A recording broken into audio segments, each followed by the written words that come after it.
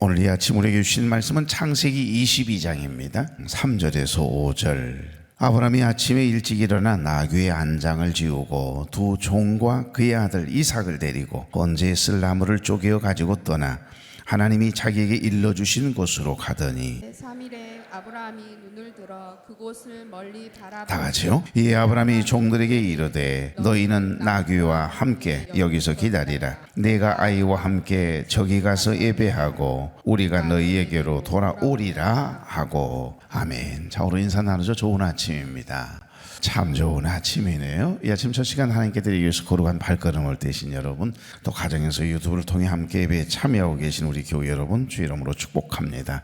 우리가 아는 것처럼 아브라함이 100세 되던 해에 하나님은 약속대로 아내 사라를 통해서 이삭이라고 하는 귀한 아들을 낳게 하십니다. 그들은 하나님께서 선물로 주신 이 귀한 아들 때문에 느지막하게 너무너무 행복하지 않았겠습니까? 아들 이삭은 웃음, 기쁨이란 뜻입니다. 그래서 늘 이삭만 보면 삶에 재미가 나고, 아들 이삭은 항상 부모님의 말씀에 순종했고 또 부모의 큰 자랑거리가 되었습니다. 그러던 어느 날 오늘 여기 1절 보면 하나님이 아브라함을 시험하시려고 그를 부르시되 아브라함아 아브라함아, 예 하나님, 네 아들 내 사랑하는 독자 이삭을 데리고 모리아 땅으로 가서 내가 네게 이르는 산, 모리아 산이죠, 거기서 그를 번제로 바치라 그러시네요. 번제라는 제사 어떤 제사인지 아시죠? 정한 장소, 즉 거룩한 장소에서 흠없는 숫컷으로 짐승을 잡아서 죽인 다음에 피를 사면에, 제단 사면에 다 뿌리는 거예요. 그리고 그 제물을 하나도 남김없이 장작더미에 올려놓고 불로 태워서 연기로 드리는 제사, 하나도 남김없이 다 태워야 합니다. 이것이 번제라고 하는 제사입니다. 십자가 위에서 피 흘려 죽으신 우리 주님이 물과 피를 다 쏟으시고 번제물이 되셨습니다. 화목제물이 되셨다라고 하는 말씀 아시죠? 순간 아브라함은 아무 말도 할 수가 없어요. 소나 양도 아니고 짐승이 아니지 않습니까? 100세 뛰어든 그 귀한 아들 주실 때는 언제고 또 바치라니요. 생명을 누구보다 귀히 여기시는 하나님께서 한 번도 그러신 적이 없으신데 인신제사를 다 받으시겠다고요? 있을 수 없는 일이지 않습니까? 이해를 할 수 없고. 하지만 어떻게 해요? 아브라함은 아무 말 없이 아침 일찍 일어났다라고 성경은 기록합니다. 간밤에 한숨도 잘 수가 없었을 겁니다. 나귀의 안장을 지우고 두 종과 아들 이삭을 데리고 번제에 쓸 나무를 다 쪼개서 종들과 함께 짊어지고 하나님이 정하신 그곳까지, 모리아 산까지 걸어서 가는 거예요. 무슨 말을 하겠습니까? 말 없이 이 모리아 산을 향해서 사흘길을 걷는 거예요. 특별히 성경의 지명을 통해서 브엘세바에서 모리아 산이 있는 예루살렘까지는 약 80km. 그러니까 여기서 광주 조금 못 미치겠지요. 그런데 여러분, 교통시설이 발달한 지금도 1시간이 거의 걸리는데 그 먼 거리를 가서 그 모리아 산에서 정한 그곳에서 번제물로 바치라고 하니까요, 사흘이나 걸려야 하는 먼 거리입니다. 여러분, 아브라함이 그 밤에 잠인들 제대로 잤겠습니까? 무슨 생각이 사로잡혔겠어요? 하나님도 너무하시는구나. 도대체 왜 주신 아들을 다시 당신께 바치라고 하실까? 이런저런 마음들로 인해서 아마 한숨 자지 못했을 건 분명하지 않겠어요? 그렇다고 누구와 이야기를 나눌 수도 없고 의논할 수도 없고 아무 말 없이 3일 길을 걸어서 모리아 산까지 가거든요. 이것이 바로 아브라함이 걸었던 사흘길입니다. 오늘과 내일은 6절까지 가게 되겠습니다만은 여기 사흘길을 걷는, 어찌 보면 우리가 살아가는 인생을 의미하기도 하고 예수님의 삶을 이야기하기도 하고, 사실 부활과 연관되어 있는 이 말씀을 함께 묵상하며 은혜를 나누고자 합니다. 여러분, 오늘 이 본문은 이 고통스러운 사흘길의 여정을 그대로 담고 있거든요. 사흘길. 이 사흘길은 단순히 여행길이 아니지요. 3일길에는 인생의 아픔과 비통함이 담겨 있거든요. 어쩜 우리 인생길과 똑같다는 생각이 들지 않습니까? 오늘 이 본문의 말씀 창세기 22장을 묵상하노라면 갈보리 언덕, 골고다 언덕에서 피 흘려 죽으신 주님이 십자가를 짊어지시고 오르시는 장면부터 고스란히 우리에게 다시 한번 재현되는, 다시 말하면 디졸브가 되는 그런 본문이기도 합니다. 그래서 창세기 22장은 한마디로 표현하자면 구약의 십자가의 사건, 이 갈보리 사건의 예표다, 그런 표현을 쓰기도 하지요. 그래서 여러분, 아브라함의 모리아 산과 예수님께서 십자가에 못 박혀 돌아가셨던 이 골고다 언덕은 공통점이 있습니다. 예수님께서 오르셨던 골고다 언덕길은 이스라엘의 과거, 현재, 미래가 압축되어 있거든요. 아버지 아브라함의 마음을 가만히 들여다보면 여러분 무엇이 생각이 나십니까? 장차 인류를 구원하시기 위해서 독생자이신 하나밖에 없는 그 아들을 번제물로 십자가 위에 죽게 해야만 했던 하나님 아버지의 마음을 그대로 우리가 체득하게 되는 거거든요. 그러니까 오늘과 내일 본문 말씀을 통해서 두 번에 걸쳐 함께 은혜를 나누고자 합니다. 오늘은 이게 아브라함이 걸었던 사흘길입니다. 아브라함이 걸었던 이 사흘길, 도대체 어떤 의미가 있을까? 첫째 보시면 아브라함이 걸었던 사흘길은 침묵으로 통과하는 자기 부인의 길이었다라고 표현할 수 있습니다. 자기를 부인하는 거예요.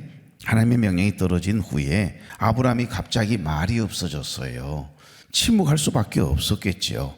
성경 어디에도 그가 아내 사라와 상의했다거나 하나님께 왜 하필 이삭입니까? 라고 따졌다라고 하는 기록 자체가 없습니다. 여러분, 이 침묵은 할 말이 없어서가 아니고 입을 열면 금방이라도 통곡이 터져 나올 것 같아서 억지로 삼킨, 어찌 보면 인내의 침묵이라고 볼 수 있는 거지요. 우리가 잔뜩 상상하지 못했던 어떤 요구를, 아니면 하나님의 어떤 나를 향한 부르심이 있을 때 우리는 침묵하게 되거든요. 기도의 자리로 나아가서 하나님과 독대하는 거죠. 하나님, 나는 안 되는데 또 내가 다시 신학을 해야 됩니까? 장례식에 갔다가 그냥 눈물을 펑펑 쏟으면서 말이죠. 오병순 대리라고 하는 그 율촌에 사는 친구였습니다. 그 친구는 아주 색소폰도 트럼펫도 아주 잘 부는 남부 신협의 과장으로 있었던 때입니다. 오토바이를 타고 이렇게 출퇴근을 하던 친구인데, 근데 이 친구가 그만 오토바이 사고로 그 자리에서 즉사를 했어요. 그런데 갑자기 함께 일했던 박주임이라고 하는 분이 찾아오셨어요. 가게로 찾아오셔가지고서 이 선생님한테는 꼭 알려줘야 될 것 같은 생각이 들어서 왔습니다, 그러시는 거예요. 근데 그 이야기를 듣고 나니까 마음이 별로 안 좋아요. 참 좋은 분이었는데, 약혼녀도 있었고 두 분 다 이제 남북교회 다녔는데요. 근데 그만 교통사고로 갑자기 세상을 떠났다고 그러는데, 꼭 나에게는 꼭 전해줘야 되겠다는 생각이 들어서 왔다는데, 박주임이 말이죠. 그래서 이제 갔죠. 그래서 중앙병원 장례식장 가서 있는데 남북교회에서 성도들이 오셔서 함께 이제 예배를 드리는데 발인 예배였던 것 같습니다. 하염없이 울어요. 까만 상복을 입고 이 약혼녀가 하염없이 우는데 같이 울었지요. 같이 울었지요. 네, 목사님께서 그냥 늘 하시던 설교예요. 사랑하는 교회 여러분, 이 땅에 썩어져 없어져 버릴 이 세상에 소망을 두지 말고 영원한 저 하나님의 나라의 소망을 두고 사십시다. 그 한마디입니다. 그 한마디를 하는데, 제가 신학을 하다가 포기를 하고 이제 평신도로 살겠다라고 직장생활을 하다가 애들 엄마를 만났지 않습니까? 그런데 그 순간 주님이 나를 강하게 다시 콜하시는 그 음성으로 들은 겁니다. 그래서 순간 이것저것 생각하고 계산할 시간적인 여유가 없어요. 그냥 하나님께 항복을 한 거예요. 하나님 알았어요. 그러니까 어찌 보면 나 한 사람, 여러분 한 분 한 분을 여기까지 앉아있게 하시고 세워주신 그 모든 인생의 과정, 이 사흘길에는요 수많은 사람들의 희생의 대가가 있다니까요. 이 오병순 대리가 나하고는 아무런 상관이 없지만 내 인생에 있어서는요 터닝 포인트입니다. 그 순간 하나님의 콜, 하나님의 부르심을 순종하겠다라고 고백을 한 거죠. 자, 그러면 누가 운운을 해야 될 거 아니에요. 내 아내는 무슨 신학이 뭔지 목회가 뭔지도 모르는 아내, 직장에서 만나가지고 결혼해서 사는데 아내 무슨 설득할 시간도 없잖아요. 그냥 하나님이 강하게 부르시니까. 그래 가서 이제 아내한테는 이야기를 해야 될 것 아니겠어요. 아내한테 신학을 다시 해야 될 것 같다 그러면 신학이 뭔지, 목회가 뭔지 한 번이라도 생각을 해봤겠어요. 그냥 나는 다시 신학 공부를 해야 될 것 같다고. 그랬는데 그만 속이 상했던지 말 안 합디다 아내가 너무 안색이 별로 안 좋아요. 이제 이해가 안 되는 거죠. 잠깐 들어누웠는데 하나님이 나를 깊이 잠들게 하셔버린 거. 아니, 중간에 자다가 깨보니까 아내가 없어요. 아내가 사라지고 없어요. 보따리 싸가지고 나갔나 봐요. 신혼 때입니다.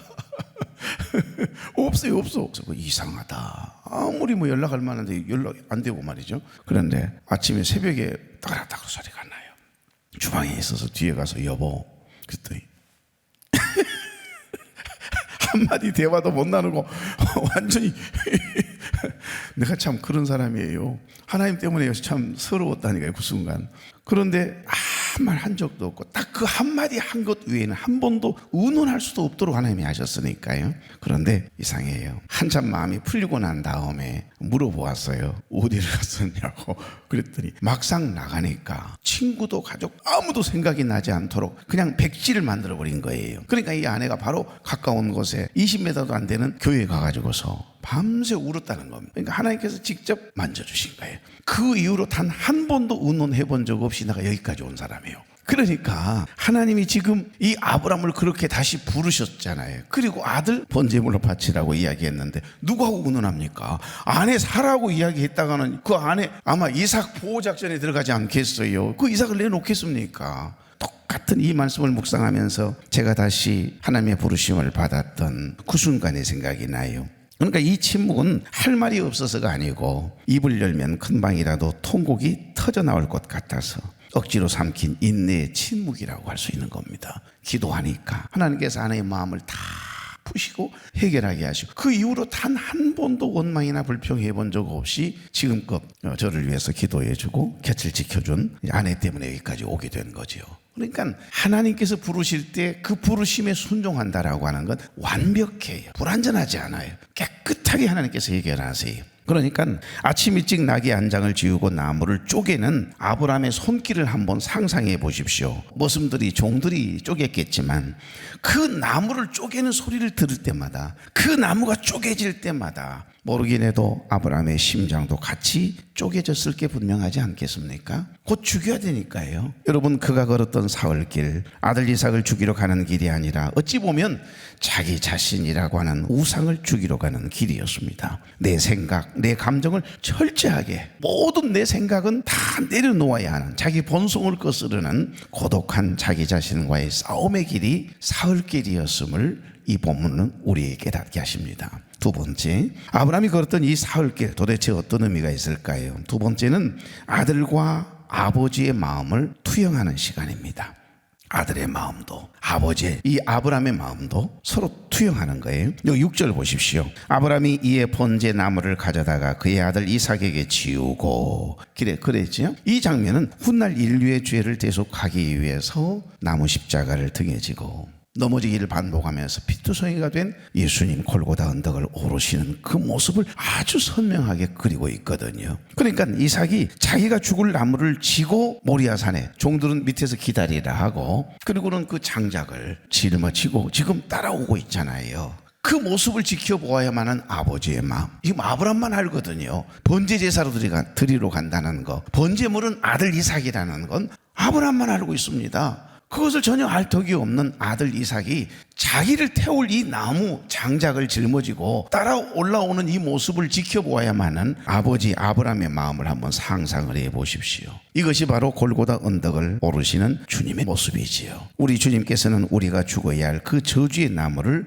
그 십자가를 대신 지고 오르시잖아요. 그리고 아브라함이 칼과 불을 들고 뒤따랐던 것은 공의 하나님께서 그 죄를 심판하셔야만 하는 엄중함을 의미하고요. 그러니까 결국 이 사흘길은 아브라함의 고통을 넘어서 독생자를 내어 주셔야만 했던 하나님 아버지의 찢어지는 마음을 지금 아브라함의 마음에 투영시키고 있는 겁니다. 그러니까 나무를 진 이삭은 예수님을 상징합니다. 아버지 어린 양은 어디 있습니까? 이 질문은 어찌 보면 아버지의 심장에 칼을 꽂는 것 같은 너무 아픈 질문이 아닐 수가 없지요. 아버지 큰일 났어요. 왜 그러냐? 아무 말 없이 올라가던 이 아브라함이 아들에게 왜 그러느냐고. 그랬더니 아들 이삭 장작을 짊어지고 따라오면서 하는 이야기가 아버지 이제 사흘길을 다 걸어왔는데 세상에 우리가 재물을 안 가지고 왔네요. 이 말이잖아요. 그 질문을 받았을 때 너가 바로 재물이야 이 말을 할 수가 없었던 이 아버지 아브라함의 마음을 지금 이 속에서 우리는 보게 되는 겁니다. 이때 아브라함은 떨리는 목소리로 내 아들아 하나님이 자기를 위하여 친히 준비하시리라. 이 짧은 대화 속에 아들을 죽여야 하는 아버지의 고통, 그 아버지께 생명을 맡긴 이 아들의 순종이 그대로 녹아있지 않습니까? 그러니까 이 부자의 걸음은 인간의 도리를 넘어선 오직 하나님만이 마침표를 찍을 수 있는 절대 믿음의 행진이라고 볼 수 있는 거지요.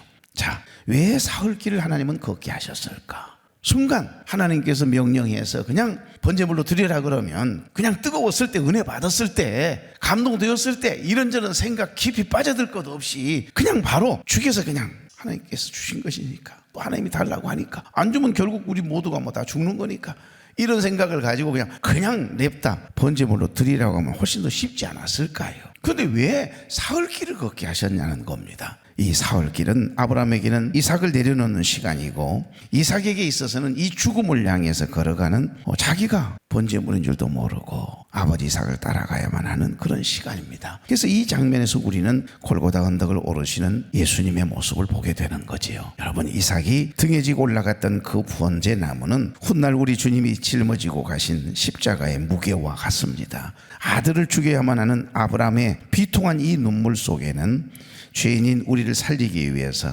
하나님이 지으신 피조물인 이 인간을 구원하시기 위해서 하나밖에 없는 독생자 예수님께 죽음을 요구할 수밖에 없었던 하나님 아버지의 찢어지는 마음이 그대로 투영되고 있는 겁니다.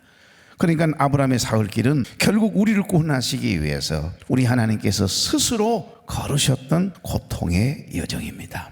아브라함이 사흘길을 끝까지 갈 수 있었던 비결이 뭘까요? 이 비결에 대해서 히브리서 기자는 히브리서를 보게 되면 아브라함이 하나님이 능히 이삭을 죽은 자 가운데서 다시 살리실 줄을 생각한지라.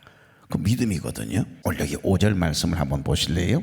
이에 아브라함이 종들에게 이르되 너희는 나귀와 함께 여기서 기다리라. 저 산 아래에서 모리아산 올라가기 전에 종들을 다 떼어놔요. 그리고는 아들 이삭에게 그 나뭇가지를 짊어지게 하고 지금 따르게 하지 않습니까? 여기 보면 내가 아이와 함께 저기 가서 예배하고 우리가 너희에게로 돌아오리라. 우리가 복수입니다. 나 혼자 돌아올 것이다 그렇게 말하지 않아요. 우리가 다시 돌아오게 될 거다. 어찌 보면 이게 믿음이 아닌가요? 하나님이 능히 이삭을 죽은 자 가운데서 다시 살리실 줄로 생각한지라. 히브리서 기자는 이렇게 해석하고 있습니다. 자, 아브라함이 걸었던 사흘길 도대체 어떤 의미가 있는지, 마지막 세 번째는 아브라함이 걸었던 사흘길은 죽음을 넘어 부활을 바라보는 믿음의 훈련을 받는 시간이었음을 우리에게 말씀합니다. 사흘은 결심이 무너지기에 충분한 시간이거든요. 3일 동안이에요. 80km를 걷는 동안 아브라함이 아마 수백 번 수천 번 더 마음이 흔들렸을 게 분명하지 않겠어요? 인간인데 잠든 아들의 얼굴을 바라볼 때마다 잠을 잘 수가 있었겠습니까? 내일 모레면 번제물로 바쳐야 되는데요, 죽여야 되는데요, 아들이 아버지라고 부를 때마다 그의 마음이 흔들리지 않았을까요? 사흘은 포기할 기회가 열려있는 시간이거든요. 사흘길은 언제든 뒤돌아 집으로 도망을 칠 수 있는 그런 다 큰 아이거든요. 하지만 아브라함은 그 시간을 포기가 아닌 자기 부인으로 채운 겁니다. 신학적으로 이 사흘은 죽음 속의 시간이라고 하는 표현을 씁니다. 그러니까 하나님의 명령이 떨어진 그 순간부터 이미 아브라함에게 이삭은 없어요. 죽은 목숨이나 다름이 없는 겁니다. 그래서 사흘 동안 아브라함은 죽은 아들과 함께 이렇게 산을 오른 셈이고요. 하지만 히브리서 기자는 히브리서 11장 19절에 죽은 자 가운데서 도로 받을 것이라 이렇게 표현해요. 그러니까 이 사흘은 내 눈앞의 현실이 아니라 죽은 자도 살리시는 하나님을 바라보는 인간의 생사가 완전히 우리의 생명의 주인 대신 하나님의 손에 달려 있음을 인정하게 되는 부활신앙의 훈련 과정이었다라고 보는 겁니다. 가장 놀라운 의미는 이 사흘길이 장차 오실 예수 그리스도의 사흘과 연결되어 있다는 겁니다. 그래서 아브라함이 이삭을 바치려 했던 모리아산, 훗날 솔로몬 성전이 세워지는 장소가 돼요. 예수님께서 십자가에 피 흘려 못 박혀 죽으신 골고다 언덕과 같은 산맥의 위치에 있고요. 그러니까 아브라함의 사흘길 끝에 이삭이 살아난 것처럼 우리 주님께서는 십자가에서 죽으신 지 사흘 만에 부활하셨습니다. 그러니까 이 사흘길은 아브라함의 절망이 하나님의 희망으로 바뀌고 인간의 고통이 하나님의 구원으로 승화되어진 사건임을 이야기합니다.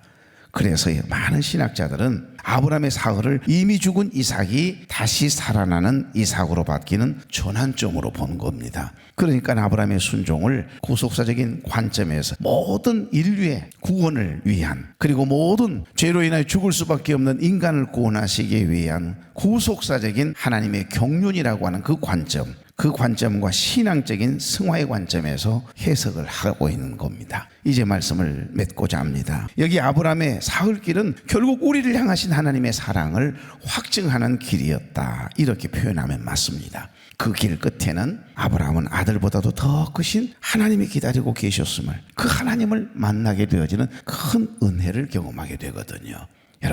여러분에게 지금 사흘길은 무엇입니까? 이해할 수 없는 고난을 만나신 분이 혹여 여기 계십니까? 하나님께서 나에게 자꾸 요구하시는 그 무엇인가가 있습니까? 두려워하지 마십시오. 그 길 끝에는 하나님이 예비하신 은혜가 기다리고 있습니다. 하나님의 말씀에, 하나님이 주신 그 감동에 순종하면 반드시 우리가 염려하고 걱정하는 것 그 너머에 더 좋은 것을 준비하시고 예비하시는 여호와일의 하나님, 그 하나님이 꼭 기다리고 계신다는 거예요.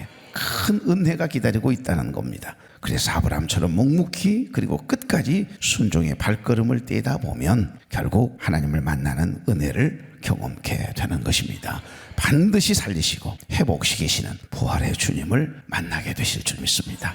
좋으신 하나님, 좋은 날 좋은 아침을 주시니 감사합니다. 오늘도 단잠을 깨워 첫 시간 하나님께 드리기 위해 거룩한 발걸음을 떼게 하신 하나님, 오늘 말씀을 통해 아브라함이 걸었던 그 침묵의 사흘길이 단순한 고통의 시간이 아니라 자신을 부인하고 하나님만을 신뢰했던 믿음의 여정이었음을 깨닫게 하시니 감사합니다. 도무지 이해할 수 없는 하나님의 명령 앞에서도 사랑하는 독자 이삭을 데리고 묵묵히 모리아 산을 향했던 아브라함의 그 순종을 우리도 배우기를 원합니다. 때로는 아브라함의 사흘길처럼 막막하고 두려울 때가 있습니다. 내 생각과 계획이 무너지고 가슴이 찢어지는 아픔 속에 있을지라도 십자가를 지고 골고다를 오르신 우리 주님을 바라보게 하옵소서. 나의 자아가 죽어지는 그 자리에서 다시 살리시는 부활의 주님을 만나는 은혜가 늘 경험되어지도록 사랑하는 종들을 특별히 붙잡으시고 은혜로 채워주옵소서. 바라옵기는 지금 인생의 고난 한복판에서 사흘길을 걷고 있는 사랑하는 교우들이 있습니까? 저들의 눈에 눈물을 닦아주시고 끝까지 포기하지 않는 믿음을 더하여 주셔서 그 길 끝에 미리 준비하고 계시는 여호와일이 하나님을 반드시 만나게 하시고 살리시고 치료하시고 회복시켜 주시는 부활의 주님을 만나는 은혜를 경험케 하옵소서. 예수님의 이름으로 축복하며 기도하옵나이다. 아멘. 이 또한 지나가리라, 이 또한 지나가리라. 영원한 건 오직 주님뿐. 찬란한 저 태양도 막막한 이 어둠도 이 또한 지나가리라.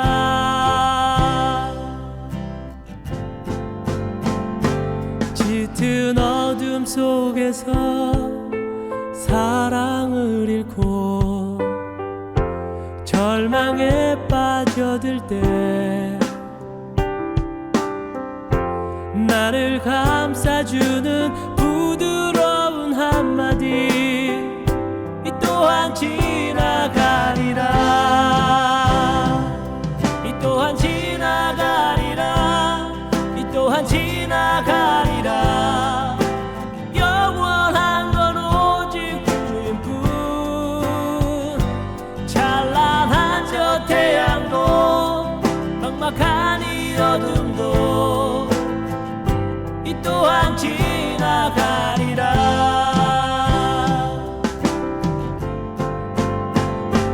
내 힘으로 이뤄낸 행복이라고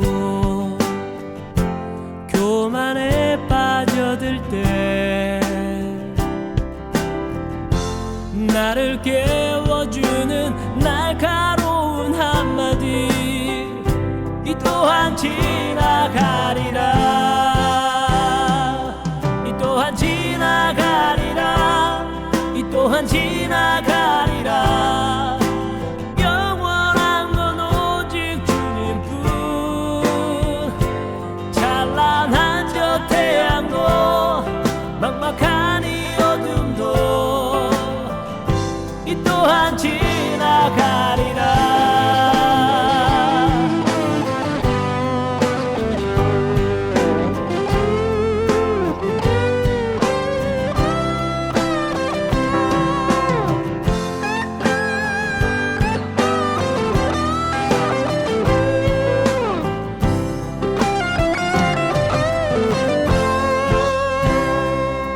세상이 내게 주는 많은 기쁨과 힘겨운 시련 중에도 나를 지켜주는 지혜로운 한마디 이 또한 지나가리라. 이 또한 지나가리라. 이 또한 지나가리라. 영원한 건 오직 주님뿐. 찬란한 저 태양도 깜빡한 이 어둠도 이 또한 지나가리라.